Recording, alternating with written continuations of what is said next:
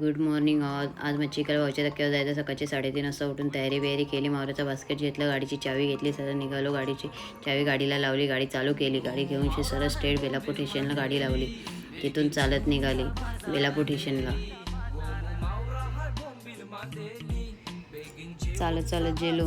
पहिले इंडिकेटर बघितलं, इंडिकेटरवरती त्या गाडी बघितली 426 आहे. त्यासाठी पायऱ्या चढलो, सरळ वर गेलो. गाडी लागली होती 426. त्या ट्रेनमध्ये पहिला बसून टाक्या रोडला उतरूनशी भाऊच्या धक्क्यावर गेल्यावर बघतो तर का आमची काय होरी का आली नाही.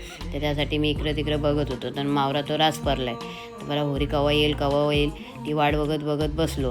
त्यानंतर होरी आल्यानंतर भाऊ आला वरती मावरा घेऊन आल्यानंतर बसलो मावरा ऐकायला लागल्यावरती ही गिराकांची रास घडते. गिराकं लागतात, ही कोलबी दे, ती कोलबी दे. मी काय देत नाही त्यांना, कारण की मला काय भाव पटत नाही. मला ज्या भावात पाहिजे त्या भावात मी देत होती. जे गिराक लोक नाही किंमत करत तरी बोलतात दे. ते काय मला काय पटत नव्हतं. तर मला जी किंमत पटत होती त्या किमतीत मी दिलं.